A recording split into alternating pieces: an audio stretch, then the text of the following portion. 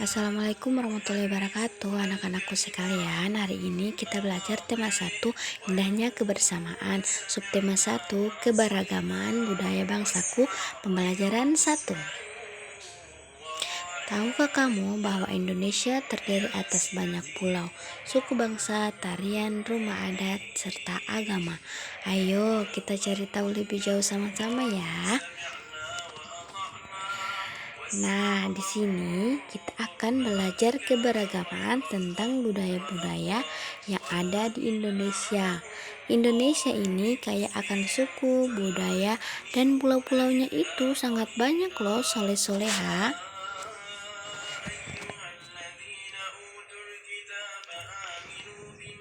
Indonesia terdiri atas berbagai macam suku, bangsa, dan budaya, namun tetap dalam satu wadah negara kesatuan Republik Indonesia atau disebut juga dengan NKRI. Keberagaman tersebut merupakan anugerah dari Tuhan Yang Maha Esa.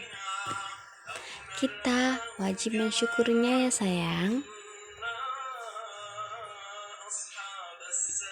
Berikut adalah bacaan tentang keberagaman budaya Indonesia. Bacalah teks tersebut dalam hati ya.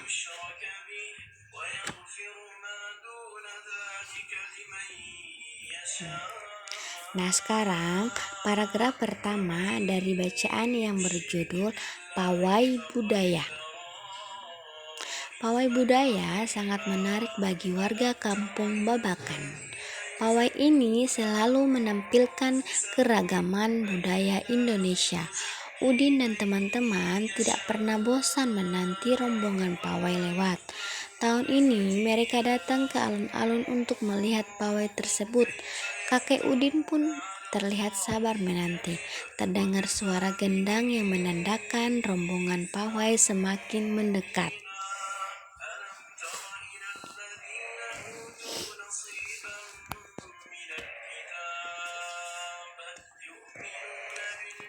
Nah, sekarang paragraf yang kedua ya sayang. Di barisan pawai terdepan terlihat rombongan dari Maluku.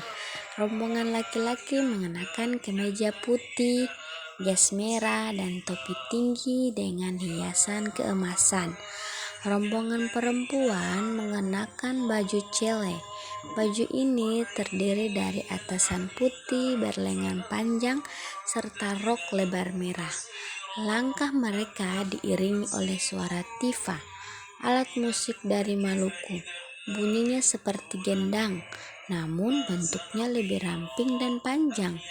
Budaya Maluku sangat unik dan menarik.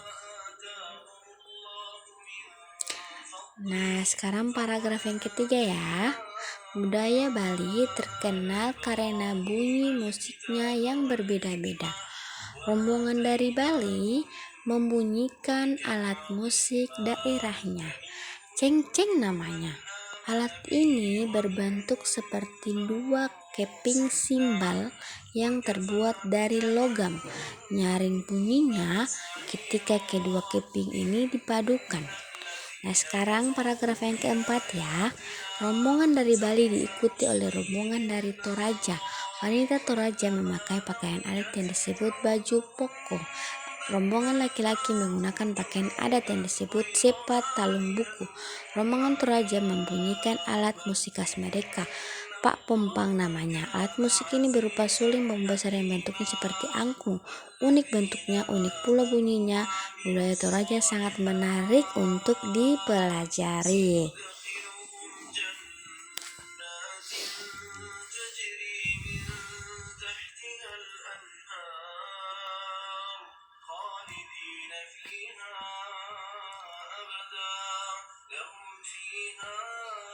Nah, sekarang masuk pada paragraf yang kelima ya. Udin dan teman-teman senang melihat pawai budaya. Selalu ada hal yang baru yang mereka perhatikan setiap tahun. Pakaian adat dari berbagai suku di Indonesia selalu menyenangkan untuk diamati. Benar kata Ibu Udin, kebudayaan Indonesia memang sangat beragam, kaya, dan mengagumkan.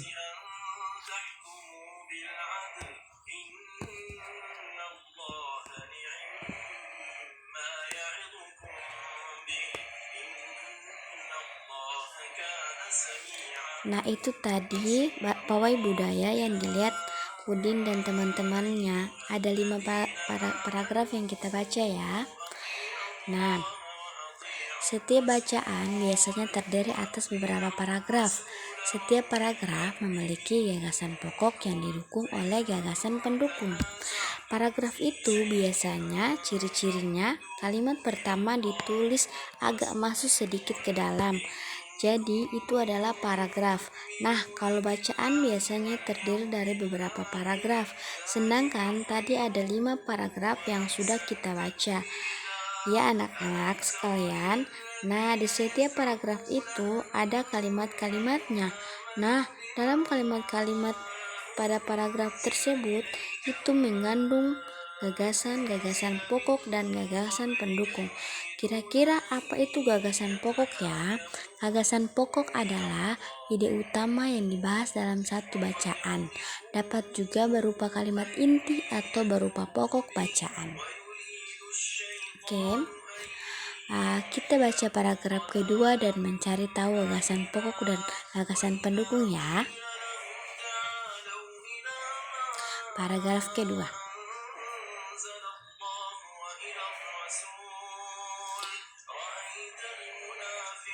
Nah, di sini Bu Guru sudah menuliskan paragraf 2 dalam beberapa kalimat. Jadi, satu paragraf itu terdiri dari beberapa kalimat. Bacaan tadi ada 7 kalimat yang akan kita pelajari. Nah, 7 kalimat ini kita akan cari tahu mana gagasan pokok, mana gagasan pendukungnya. Nah, untuk kalimat yang pertama. Di barisan pawai terdepan terlihat rombongan dari Maluku. Rombongan laki-laki mengenakan kemeja putih, jas merah, topi tinggi, dan hiasan keemasan. Berarti kalimat kedua ini menjelaskan kalimat pertama. Jadi kalimat pertama ini disebut gagasan pokok dan kalimat kedua disebut gagasan pendukung. Kita lihat kalimat yang ketiga. Nah, di sini masih menjelaskan tentang rombongan dari Maluku. Jadi kalimat selanjutnya ini termasuk dalam gagasan pendukung. Kita lihat di paragraf yang ketiga juga ya anak-anak. Jadi paragraf yang ketiga ini ada 4 kalimat. Nah, supaya kalian bisa memahami apa itu gagasan pokok dan gagasan pendukung, kita bisa menjelaskan kalimat pertama, karena kalimat pertama itu intinya adalah budaya terkenal dengan bunyi musiknya yang berbeda-beda. Maka kalimat pertama itu adalah gagasan pokok.